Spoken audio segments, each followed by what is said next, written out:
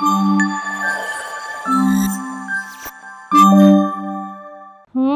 శుక్లాంబరధరం విష్ణుం శశివర్ణం చతుర్భుజం ప్రసన్నవదనం ధ్యాయే సర్వవిఘ్నోపశాంతయే. ఓం శ్రీ మాత్రే నమః. ఓం గణపతే నమః. 1-2-2025 28-2-2025 ఏ విధంగా ఉండబోతోంది మాఘమాసం అనే విషయాన్ని మనం ప్రస్తావించుకుందాం. మరి చూసినట్లయితే 12వ తారీఖున బుధుడు కుంభంలోకి, 13వ తారీఖున రవి సంక్రమణం జరగబోతోంది కుంభరాశిలోకి. అదేవిధంగా 28వ తారీఖున బుధుడు మీనంలోకి ప్రవేశిస్తున్నాడు.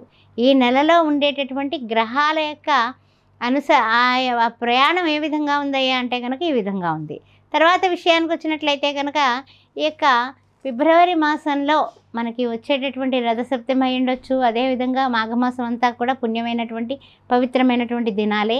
అందువల్ల ఏ కార్యక్రమం తలపెట్టుకున్నా కూడా, శుభకార్యాలు తలపెట్టినా, గృహారంభ గృహప్రవేశ ఏది చేసుకున్నా కూడా శుభఫలము కలుగుతుంది. అందుకని మీ అందరికీ కూడా శుభఫలాలు కలగాలని అమ్మవారిని ప్రార్థిస్తూ ఓం శ్రీ మాత్రే నమః. ఆస్ట్రో భాగ్యలక్ష్మి అనే ఈ ఛానల్ని సబ్స్క్రైబ్ చేశారా? చేయకపోతే వెంటనే చేయండి.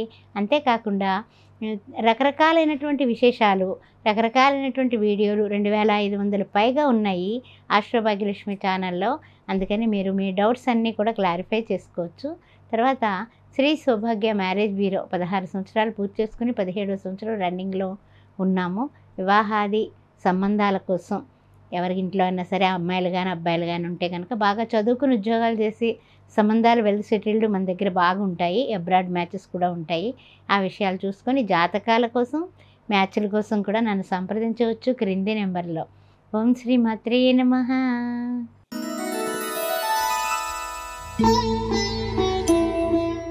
ఈ కన్యారాశి వారికి, కన్యారాశిలో ఉన్నటువంటి ఉత్తర 2, 3, 4 పాదాలు, హస్త నక్షత్రం, ఆ తర్వాత చిత్త, ప్రథమ, ద్వితీయ ఈ ఫిబ్రవరి మాసంలో ఏ విధంగా ఉండబోతుంది? కేతువు చూస్తే లగ్నాత్తే ఉన్నాడు ఆయన. అదేవిధంగా పంచమంలో రవి బుధులు, షష్టమంలో చూస్తే చంద్రశనులు, 7th హౌస్లో చూస్తే శుక్రుడు రాహువు, నవమంలో చూస్తే గురువుగారు, దశమంలో చూస్తే కుజుడు. మరి ఏ విధంగా ఉండబోతుందయ్యా అనే విషయాన్ని మనం ఒక్కసారి పరిశీలిద్దాం. ముఖ్యంగా చూసినట్లయితే ఈ కన్యరాశి వారికి ఆధ్యాత్మికంగా అనుభవేక జ్ఞానంతో కాస్తంత గుళ్ళు గోపురాలు దేవుడు అనుకుంటూ ఆనందంగానే ఉంటారు వీరు. అయినప్పటికీ కూడా ఏదైనా సరే ఒక సమస్య కిందటి నెలలో మనం ఎదుర్కొన్నామో అంటే ఆ సమస్యకి తప్పనిసరిగా పరిష్కారం పట్టుకుంటారు ఈ నెల. అర్థమైంది కదా? అందుకని మీరు ఏదైతే అనుకున్నారో కిందటి నెలలో, ఈ నెలలో అన్నింటికి కూడా పరిష్కారాలను ఎదుర్కొంటారు. బ్రహ్మాండంగా దొరుకుతాయి కూడా. తర్వాత ఇంటా బయట కూడా మంచి గుర్తింపు, అంటే ఇంట్లో వాళ్ళు మెచ్చుకుంటారు, బయట వాళ్ళు కూడా మెచ్చుకుంటారు. ఆ విధంగా పొందేలాగా మీ ఏర్పాట్లు మీరు చేసుకుంటారు. దాంట్లో మీరు నెగ్గుతారు, విజయం కలుగుతుంది.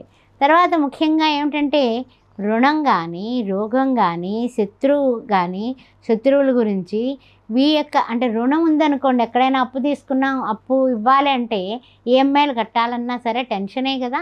ఆ టెన్షన్ లేకుండా జాగ్రత్త పడతారు. అదేవిధంగా ఆరోగ్యం కిందటి నెలలో మనం పడినటువంటి ఇబ్బందులు ఈ యొక్క నెలలో తొలగిపోయి అనారోగ్య భావన నుంచి బయటకు వచ్చేస్తారు.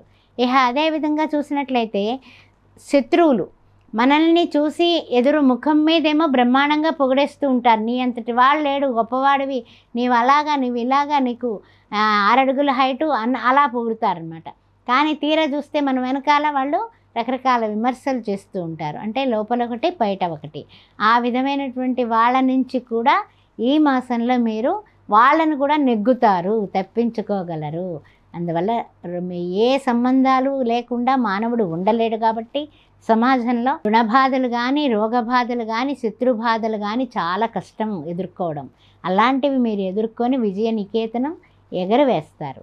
ఆ తర్వాత ఏమిటంటే విజయకేతనం ఎప్పుడైతే ఎగరవేశారో మీకు తెలియకుండానే మీలో ఆనందం, ఉత్సాహం, ఉల్లాసం కూడా కలుగుతాయి. తర్వాత ఏంటంటే కనుక ఆరోగ్యం ముందు మంచి మార్పులు కలగడం వలన కూడా మీరు మరింత స్పీడ్గా పరిగెడుతూ ఉంటారనమాట. వివాహాది శుభకార్య విషయాల్లో, ఏదైనా సరే షేర్ మార్కెట్ రంగంలో, అన్నింటిలోని కూడా మీకు కలిసి వచ్చే కాలం ఈ మాసంగా చెప్పుకోవచ్చు. అందువల్ల వ్యాపారాలు, కొత్త వ్యాపారాలు, పెట్టుబడులు, ఆ తర్వాత చూసినట్లయితే ఉద్యోగ వ్యవహారాల్లో కానీ కాస్త ఇంకాస్త మెరుగుపడి ముందుకు వెళ్ళి సంతోషంగా ఉంటారు, లాభాల బాట పడతారు. ఆ తర్వాత ఏంటంటే కొత్త కొత్త నిర్మాణాలు చేపడతారట.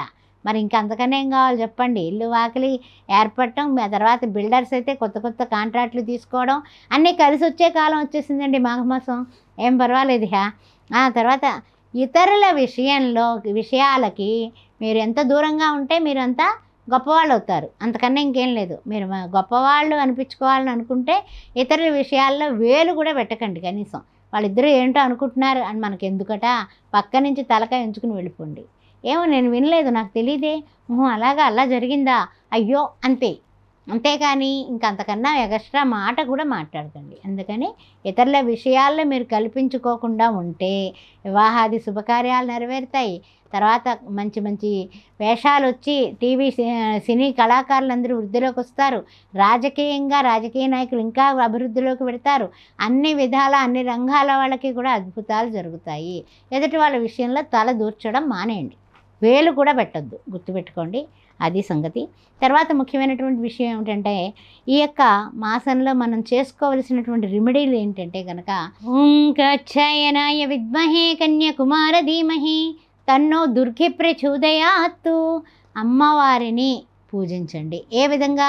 ఇచ్ఛాశక్తి, జ్ఞానశక్తి, క్రియాశక్తి స్వరూపిణ్యే నమః. ఇంతకన్నా ఏం మంత్రం లేదండి. ఇచ్ఛాశక్తి, క్రియాశక్తి, జ్ఞానశక్తి స్వరూపిణ్యే నమః అని బ్రహ్మ విష్ణు మహేశ్వర స్వరూపాలైనటువంటి లక్ష్మీ, పార్వతి, సరస్వతి ముగ్గురమ్మలని కూడా మీరు పూజించడం మాఘమాసంలో ముఖ్యమైనటువంటి కర్తవ్యం. ముఖ్యంగా ఏమిటంటే కనుక శ్యామలా నవరాత్రులు మాఘమాసంలో మనకి మొదలైపోయాయి. మాఘమాసంలో కంటిన్యూ అవుతూ ఉంటాయి. ఆఖరి 5 రోజులు, ఆఖరి 3 రోజులు, ఆఖరి రోజైనా సరే మీరు ఆ యొక్క అమ్మవారిని సేవించండి. ఇచ్ఛాశక్తి, జ్ఞానశక్తి, క్రియాశక్తి స్వరూపిణ్యే నమః అని 108 సార్లు చెప్పుకొని పాయసాన్నం చక్కగా నివేదన చేయండి. మీ ఇంట్లో ఇంకా ఇంకా ఆనందాలు కలుగుతాయి. ఆదివారం నాడు కానీ ఆ తర్వాత చూసినట్లయితే కనుక వేరే శనివారం కానీ శుక్రవారం కానీ మీకు తోచిన ఆ 3 వారాల్లో ఏదో ఒక రోజు అమ్మవారికి కుంకుమార్చన చేయించుకొని అన్నదానం, చపాతీల దానం, లేకపోతే చక్కగా వడలు దానం శుక్రవారం అయితే చేయండి. మీకు ఇంకా ఇంకా కలిసి వస్తుంది. ఓం శ్రీ మాత్రే నమః.